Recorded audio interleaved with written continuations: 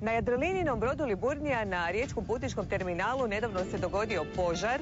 Uslijedilo je napuštanje broda, zatim je čovjek završio u moru, a dogodilo se i onečišćenje mora. No bez panike, riječ je o redovnoj sezonskoj pokaznoj vježbi sigurnosti plovidbe i sigurnosne zaštite broda.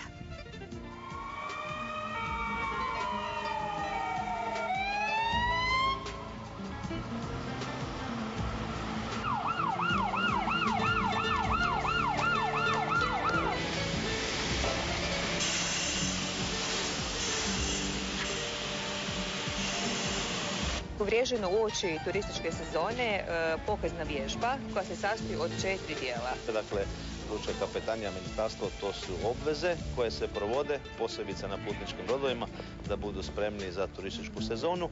Ova vježba kao velika vježba se sastoji od 4 manje vježbe. U požaru je pristupila posada, nije u toj vježbovnoj uzbuni uspjela pogasiti požar i onda normalno dolazi do poziva kopnenih vatrogasaca od požara. Sa vanjske strane tegljač mora hladiti oplatu da ne bi došlo do previsoke temperature. Pa svaki požar, kaže, ako na vrijeme se stigne, ako se na vrijeme reagira, će biti manji, sa manje posljedica. Na kraju, što se tiče samog plovnog objekta, svi oni imaju i sustave za gašenje, imaju sprave za gašenje, imaju sve ono što je na brodu potrebito da bi se moglo krenuti sa nekakvom akcijom. Međutim, u određenim situacijama, kad to prelazi nekakve granice, mogućnosti samog broda, onda dolaze i do izražaja spašavanja i sa postrojbama iz kopna. Ako je to negdje privezano uz obalu, onda je to puno lakše, međutim puno teže ako je to na otvorenom moru, pa onda recimo postoji sustavi naših remorkera, naših ljudi koji se ukrcavaju i tako dalje.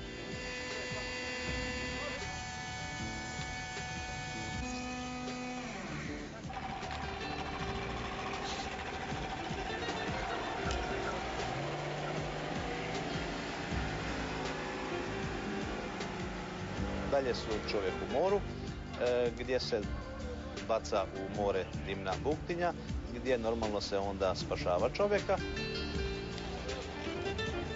Signal za uzbunu zagađenja mora i okoliša. Ok, čire primljeno. Neka brod napravi sada džir sa raširenim čeljustima oko broda da čisti ovo što je prošlo iz dobrane. I završna je bila na onečišćenje mora, gdje se reagira po SOP planu, to je Shipboard Oil Pollution Emergency plan, gdje se točno zna što se u tim scenarijima ima raditi, što posada mora raditi. Isto tako je tu bitan Oil Spill Locker, dakle to je jedno spremište za opremu za sprječavanje onečišćenja, kao što su brane, kao što su samoupijajući jastučići, disperzanti, ekološki prihvatljivi i druge stvari. Tu moram pohvaliti Jadrolinijinu posadu, što već godinama se radi, a kao rezultat svega toga je da, eto, hvala Bogu, nemamo stradalih ljudi već godinama. Sve je prošlo dobro, čujem pohvale za vašu posadu. Mi to učestalo vježbamo i ona je data međunarodnom konvencijom SOLAS o spašavanju ljudskih života na moru, koju danas u svijetu ona je implementirana u cijelo pomorstvo koje moraju svi članovi posada ispoštovati. Uprkos vježbanju uvijek postoji određena doza straha hoće li se što dogoditi ili neće, što je i normalno. Može se čovjek ozlijediti, može se dogoditi nekakav iznenadan tehnički nepredviđeni par. Tako. Kad ste zadnji put bili u prilici upotrijebiti nešto iz vježbi? Baš na ovom brodu sam imao jedan mali požar koji je uspješno saniran. Bez ikakvih ozljeda putnika i bez ikakvih posljedica. Neka tako i bude u buduće. Hvala vam.